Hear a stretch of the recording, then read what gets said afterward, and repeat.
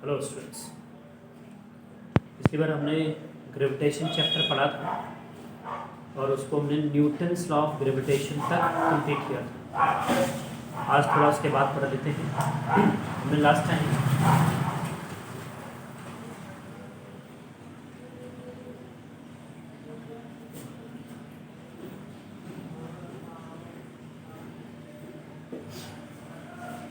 पढ़ा था Newton's law of gravitation और इसका फॉर्मूला था F equals to G m1 m2 upon r square. G क्या था? यूनिवर्सल ग्रेविटेशनल कांस्टेंट, ये दो बॉडीज का मास, और r था इनके बीच का डिस्टेंस। अब यहाँ कुछ कंडीशंस हैं कि अगर मैंने मास सपोज 2 गुना कर दिया, इसमें केस दिया मैंने, सपोज इफ m1 की वैल्यू कितनी होगी 2m1 और m2 की वैल्यू कितनी होगी 2m2। मास को अगर मैं डबल कर दूं दोनों मासेस को, तो फोर्स कितने गुना हो जाएगी? तो जो नई फोर्स आएगी F डैश, जो नई फोर्स आएगी F डैश, वो आएगी G m1 की जगह क्या लिखूंगा मैं 2m1, m2 की जगह क्या लिखूंगा मैं 2m2 अपॉन r स्क्वायर। तो वैल्यू हो गई आपकी 4 times G m1 m2 upon r square, यानी 4 टाइम्स। और अगर आप इसकी वैल्यू देखें, ये हिस्सा जो G m1 m2 upon r square, वो क्या है F। तो अगर आप मासेस, दोनों मासेस को डबल करते हैं तो फोर्स 4 गुना हो। एक और केस में अगर डिस्टेंस जो डिस्टेंस है नया, तो कितना होता है पहले वाले का आधा। अगर आपने नया डिस्टेंस लिया और वो कितना हो गया है पहले वाले का आधा, तो नई फोर्स हो जाएगी G m1 m2 upon r dash का स्क्वायर। अब इस r डैश की वैल्यू कितनी है r/2, यहाँ देंगे G m1 m2 upon r dash की वैल्यू r/2 और उसका भी स्क्वायर। तो ये वैल्यू आएगी आपकी G m1 m2 upon r square by 4 आप ऊपर ले जाइए तो हो जाएगा 4 times G m1 m2 upon r square. अगर आप इतने हिस्से को देखेंगे तो ये पहले वाले का, ये जो वैल्यू है G m1 m2 upon r square, वो क्या है F। तो यानी कि जो नई फोर्स आ रही है वो 4 गुना होगी। तो या तो मास डबल कर दे या इनके बीच की जो दूरी है उसको आधी कर दे। दोनों केसेस में फोर्स 4 गुना हो जाएगा। ये फर्क पड़ता है मासेस का। अगर मैं अर्थ की और इस मार्कर की बात करूं और फोर्स आती है F, तो मान के चलते हैं कि सन का मास अर्थ का 4 गुना है, मान के चलते हैं, तो फोर्स भी 4 गुना हो जाएगी। ये कंडीशंस है। चलिए इसके आगे हम पढ़ लेते हैं एक्सेलरेशन टू ग्रेविटी क्या होती है, उसका कैसे रिलेट करते हैं।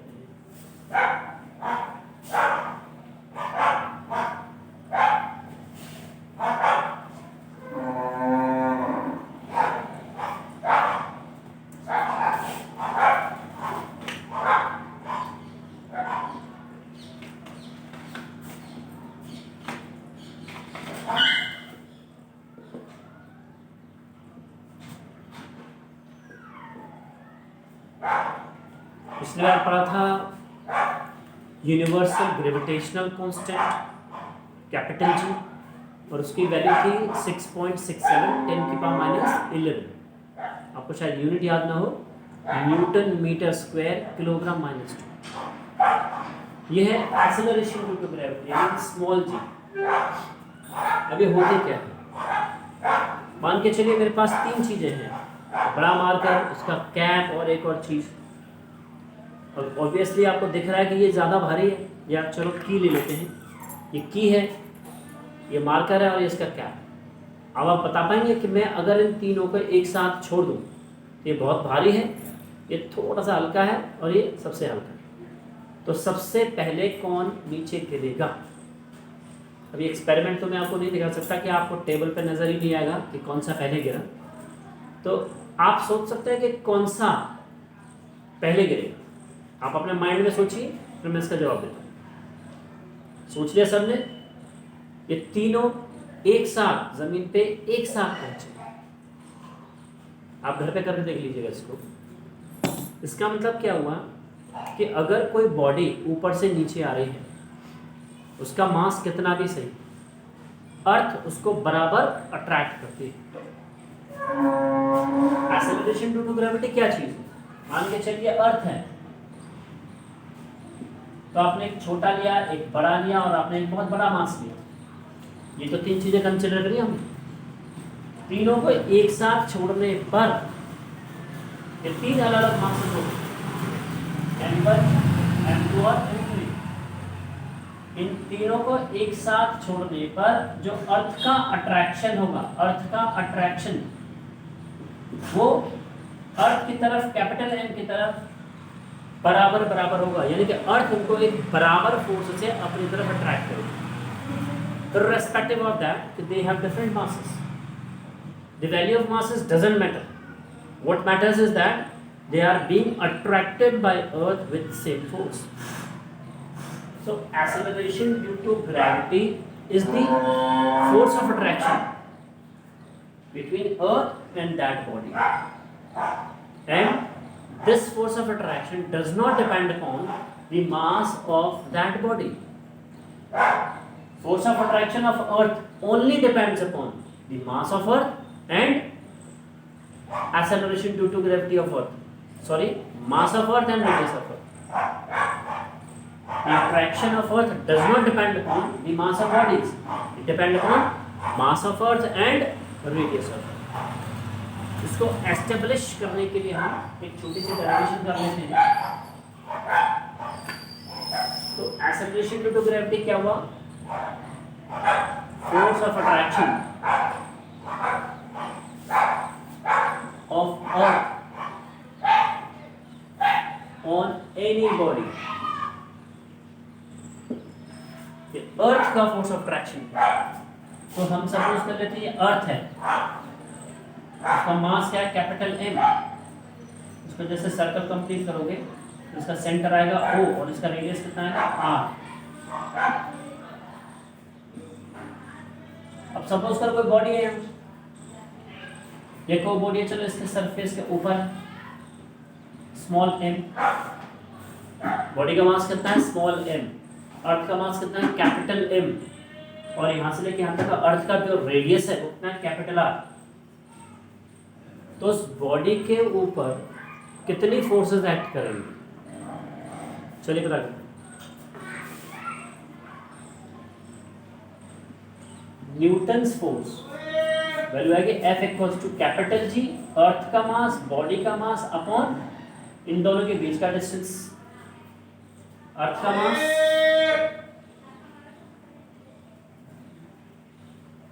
ये अर्थ का मास, बॉडी का मास और दोनों के बीच डिस्टेंस कितना है? R। तो इतनी फोर्स लगती। लेकिन इस बॉडी को अर्थ अपनी तरफ भी तो अट्रैक्ट कर रही है, उस फोर्स की वैल्यू कितनी होगी? Force due to earth F dash equals to एक वैल्यू की मास इनटू G। G क्या है? Acceleration due to gravity. इसको आप बोल सकते हैं वेट। मैं बताऊंगा आपको मास और वेट। अब ये भी फोर्स है और ये भी फोर्स है, दोनों फोर्सेस हैं।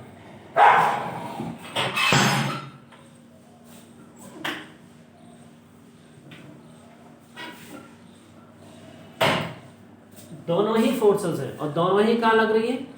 उस बॉडी के ऊपर। इसका मतलब क्या हुआ कि दोनों फोर्सेस बराबर हैं। अगर मैं इन दोनों फोर्सेस को इक्वेट करूं, F इक्वल्स F डैश या F dash equals to F, तो F डैश की वैल्यू क्या है? mg। कैपिटल F की वैल्यू क्या है? G capital M small M upon capital R square. Small M से स्मॉल एम कट गया, स्मॉल जी की वैल्यू आ गई capital G capital M upon R square. यहाँ जो कैपिटल एम है वो मास ऑफ अर्थ है,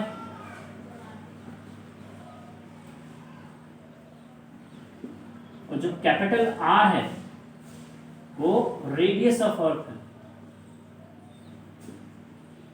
अब आप देखेंगे कि acceleration due to gravity body के मास पे डिपेंड नहीं करती। बॉडी का मास चाहे 2 किलो चाहे 50 किलो चाहे 100 किलो हो, कोई फर्क नहीं। एक्सेलरेशन ड्यू टू ग्रेविटी सिर्फ अर्थ के मास पे और अर्थ के रेडियस पे डिपेंड करता है। ये शो करता है कि आप 3 जो बॉडीज अलग अलग ले रहे थे, अलग अलग मासेस की, उनके मासेस का अर्थ के अट्रैक्शन पे कोई फर्क नहीं है। अर्थ उन तीनों को बराबर अट्रैक्ट करेगा। अब एक छोटी सी चीज पढ़ लेते हैं, मास और वेट। ये सब आप वीडियो स्टिल करके नोट कर सकते हैं।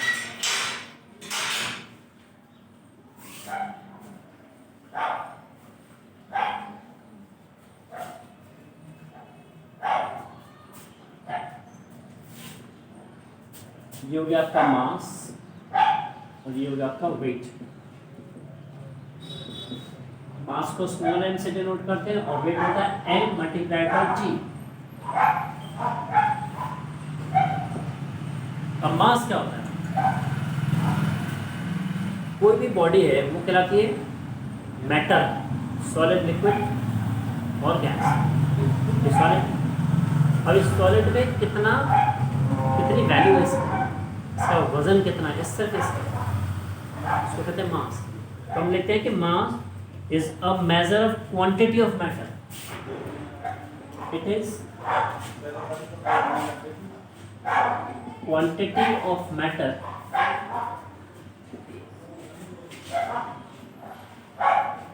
contained in a body।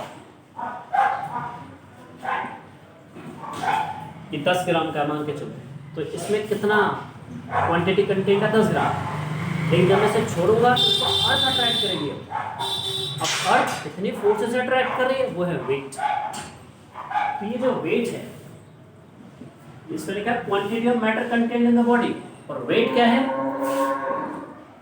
Force of earth on that body.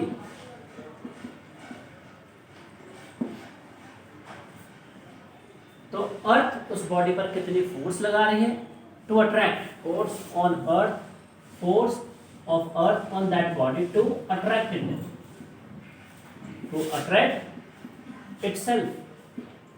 यानी mg कितनी फोर्स लगा रही है? F equals to mg। Mass एक स्केलर क्वांटिटी, इसकी वैल्यू तो है मास की 2 ग्राम 50 ग्राम, लेकिन किस तरफ जाएगा ये नहीं पता। लेकिन ये फिक्स है, ये क्या है? It is a vector quantity. ये कहाँ जाएगा? हमेशा अर्थ की तरफ।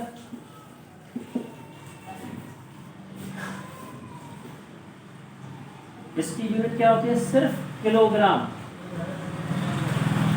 और इसकी यूनिट क्या होती है? न्यूटन। और किलोग्राम वेट, आप इसको किलोग्राम फोर्स भी लिख सकते हैं। इसको शॉर्ट में kgWT ऑब्लिक kg.f भी लिखते हैं, किलोग्राम वेट या किलोग्राम फोर्स। यानी ये हमेशा अर्थ की तरफ अट्रैक्ट होगी, तो इसकी एक डायरेक्शन, ये कहीं भी अट्रैक्ट हो सकती है, इसकी कोई डायरेक्शन नहीं। ये अंतर है मास और वेट। आप इतना ही कर लीजिए, इतना पढ़िए। आपको कोई डाउट होती तो आप उसको व्हाट्सएप पे लिख के भेज दीजिए। आपका जितना भी सिलेबस आ रहा है, अगर आपने वो पढ़ लिया, उसमें भी अगर आपके कोई डाउट्स हैं तो आपको मुझे व्हाट्सएप पे लिख के भेज सकते हैं, तो मैं उन क्वेरीज का जवाब आपको दे सकता हूँ। कन्वर्सेशन नहीं करते हैं तो मुझे क्या फील होता है कि आप इंटरेस्टेड नहीं।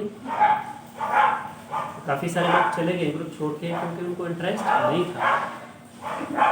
मेरा तो मोटो ये है कि मैक्सिमम से मैक्सिमम बच्चे जुड़ें और उनको कुछ ना कुछ मैं पढ़ा ही रहा हूँ आपको। लेकिन बच्चों का इस तरीके से जाना क्या होता है, थोड़ा सा महसूस होता है कि उनको इंटरेस्ट नहीं है। कोई कैसे भी उनको पढ़ाने में हेल्प भी कर रहा हो तो उनको क्या महसूस होता है कि हमें इंटरेस्ट नहीं। तो आप में से जितने लोग रुक रहे हैं तो आप पढ़ते रहें। मेरी गाइडेंस आपको हमेशा नेक्स्ट पढ़ने में या आपको किसी चीज़ को समझने में मदद ही करेगी, आपका कोई नुकसान नहीं है। लेकिन फिर भी लग रहा है कुछ लोगों की ये पढ़ाई भी वेस्ट है और ओवर बर्डन है, तो आप जा सकते हैं, कोई इशू नहीं। नेक्स्ट क्लास देखूंगा, इसके बाद इसे कंटिन्यू करेंगे। ये चैप्टर अब ज़्यादा नहीं है, तो हार्डली 2 क्लासेस का है। रखे रहें, सुरक्षित रहें।